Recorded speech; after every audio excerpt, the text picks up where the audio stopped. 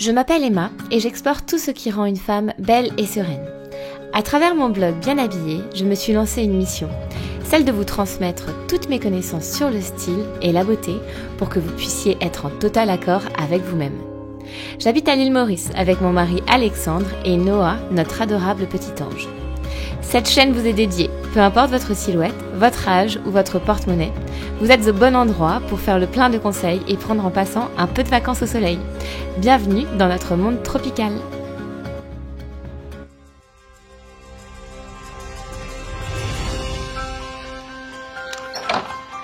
Bonjour et bienvenue à la maison, allez-y, entrez.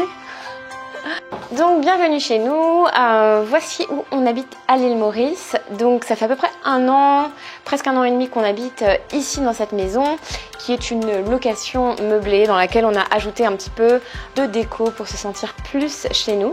Aujourd'hui, je vais vous présenter ma garde-robe. Mais avant ça, n'oubliez pas de télécharger votre petit cadeau que j'ai pour vous, les fondamentaux du style au féminin. Vous pouvez télécharger librement ce guide en vous inscrivant sur le lien ci-dessous dans la vidéo. Vous allez le trouver en dessous dans les descriptions YouTube. Allez, suivez-moi, je vais vous montrer ma chambre et ensuite ma garde-robe. Donc voici notre chambre. Il y a quelque chose que j'aime beaucoup dans cette chambre, c'est que du coup, premièrement, elle est très lumineuse puisqu'on a des baies vitrées. Et deuxième chose qui est vraiment top, c'est que j'ai un dressing ouvert, une garde-robe ouverte. Donc ça n'a pas toujours été le cas dans ma vie de femme. Avant, j'avais plutôt des penderies fermées, notamment quand j'habitais à Paris dans un petit appartement, j'avais pas autant de place que ça. Mais aujourd'hui, j'ai la chance d'avoir une superbe garde-robe où je peux vraiment étendre le maximum de choses. Donc venez, je vais vous montrer. Alors le côté droit c'est mon côté et le côté gauche c'est le côté de mon mari. Donc comme vous pouvez le voir, il a beaucoup plus de vêtements que moi, il abuse un peu, faut qu'il arrête d'acheter autant de vêtements, c'est plus possible. Donc je vais vous montrer un petit peu comment j'organise ma garde-robe et je vais vous montrer aussi ce qu'il y a dans ma garde-robe. Donc bien sûr, avant de filmer cette vidéo, j'ai fait un petit peu de rangement puisque ce n'était pas aussi bien rangé que ça. Mais ce qui est important aujourd'hui pour vous de savoir, c'est que du coup j'organise ma garde-robe en un semblant de méthode Marie Kondo, mais je l'ai adapté par rapport à mon rangement, puisque moi je n'ai pas beaucoup de tiroirs comme vous pouvez le voir, je n'ai que 2 tiroirs ici. Dans la méthode de Marie Kondo, si vous voulez, on vous mettra l'article juste au-dessus pour que vous puissiez aller lire l'article. Elle explique qu'en fin de compte, c'est bien mieux de ranger dans des commodes et dans des tiroirs tous nos vêtements, plutôt que de les accrocher, puisqu'en fait elle dit que ça prend moins de place. À Paris, j'avais beaucoup de commodes et c'est vrai que j'appliquais plus cette méthode de rangement, mais ici je dois faire avec ce que j'ai. Donc j'ai acheté des paniers pour pouvoir quand même entreposer les petits hauts souples, etc. Mais c'est vrai que je suis partie du principe qu'en fin de compte, j'ai beaucoup d'espace pour étendre mes vêtements. Donc du coup, j'y suis allée à fond. Donc bien sûr, comme vous pouvez le voir, je n'applique pas mes propres conseils puisque tous mes cintres sont mélangés. C'est quelque chose que je vous préconise, c'est de plutôt pour une cohérence visuelle pour vous, pour que ce soit plus joli et que ce soit plus inspirant d'avoir les mêmes cintres. Mais moi, en fait, j'ai du mal à trouver des cintres en bois et les cintres que je veux à l'île Maurice. Donc je vais vous parler un petit peu des cintres après, mais d'abord je vais vous expliquer comment je range. J'ai suivi quand même la méthode Marie Kondo dans le sens où je range par catégorie de vêtements. Donc j'étends ici tout ce qui va être jupe longue, ensuite on va avoir les combinaisons, ensuite on a toutes mes robes et tout ce qui va être un petit peu plus fluide, les kimonos de plage, les caftans. Vous savez ici à l'île Maurice on met beaucoup des choses qui sont longues, légères, dans des matières assez aériennes, donc j'ai toute cette partie ici. Alors c'est vrai que ce serait mieux d'avoir les mêmes cintres. Maintenant moi j'ai pas cette possibilité là puisque j'ai du mal à trouver des cintres. Mais en fin de compte, soit vous faites le choix des cintres en bois. Donc les cintres en bois ils sont très bien puisque on arrive vraiment à accrocher les vêtements. On a cette barre ici et puis ça se tient bien. Par contre ça prend pas mal de place en largeur. Donc si vous avez peu de place pour étendre vos vêtements, je ne vous conseille pas les cintres en bois. Je ne vous conseille surtout pas ces cintres-là qui étaient ici dans la location, mais que du coup j'ai quand même gardé. Ce sont des cintres en plastique, donc ça, voilà. C'est pas hyper qualitatif. Pour le vêtement, c'est pas top non plus puisque ça peut venir créer des faux plis, etc. Mais par contre, ce que je vous conseille, ce sont soit ces cintres en plastique là qui sont un petit peu plus épais et un petit peu plus solides. Moi, je les aime bien puisqu'en fin de compte, ils prennent pas énormément de place. Mais vous avez aussi les cintres en velours. Donc, vous savez, les cintres en velours noir ou velours gris qu'on peut même parfois voir dans des boutiques. Ces cintres-là, vous pouvez les acheter sur Amazon, par exemple. Et ils sont super puisque, du coup, le vêtement adhère bien et ils sont super fins. Et vous pouvez en trouver des noirs, vous pouvez en trouver de la même couleur. Et ce sera, voilà, au niveau de la cohérence visuelle, quand on voit la garde-robe, c'est beaucoup plus sympa. Bon, maintenant moi j'ai fait avec ce que j'ai par rapport à ce que je trouve aussi ici à l'île Maurice, c'est moins facile de trouver des cintres de qualité. Pour vous expliquer du coup le rangement, donc ici j'ai gardé tout ce qui était pièces les plus lourdes, donc tout ce qui va être pull, et après on va du plus lourd au plus léger. Donc là on part des pulls et tout ce qui est lainage pour arriver vers tous les chemisiers, ensuite ce sont les t-shirts, ensuite on va avoir les kimonos et ensuite les petits débardeurs tout simples. Donc je garde ce système de rangement mais je range tout de même par catégorie. Donc on a ici pull, chemisier, t-shirt, veste et ensuite débardeur.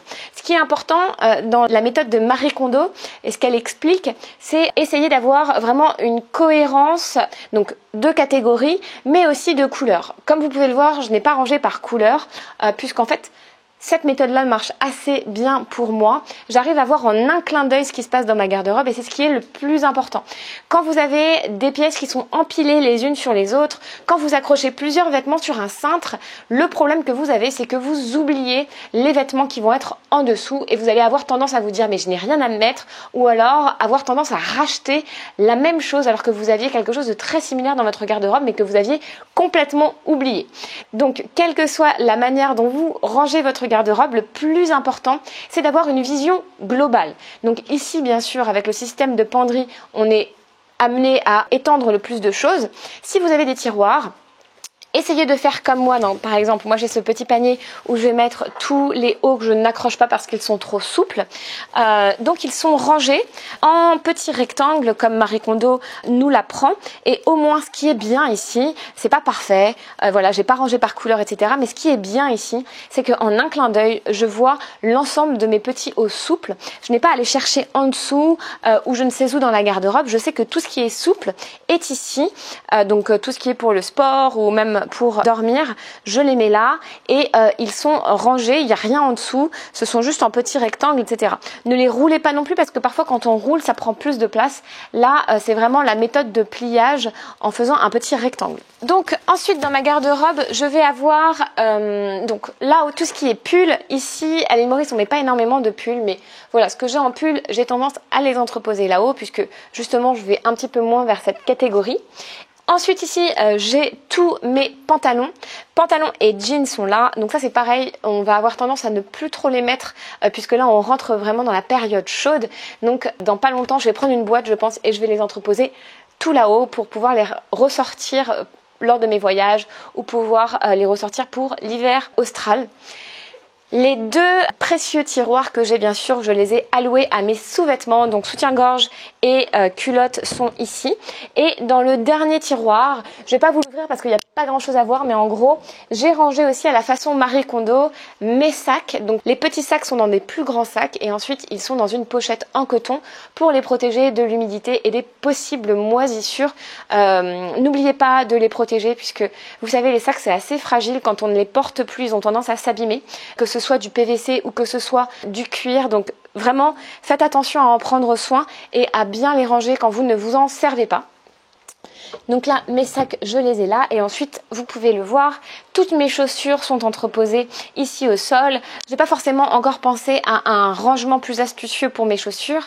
Mais à mon avis, ça ne va pas tarder. Mais voilà, comme ça, je m'y retrouve aussi très bien. Ici, c'est un peu mon endroit à accessoires, mon endroit un petit peu inspirationnel.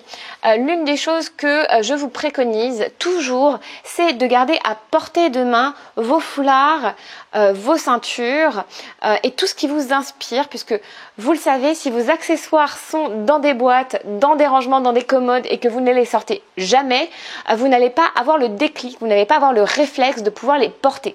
Donc ce qui est important, c'est de pouvoir avoir un petit endroit où on peut les entreposer.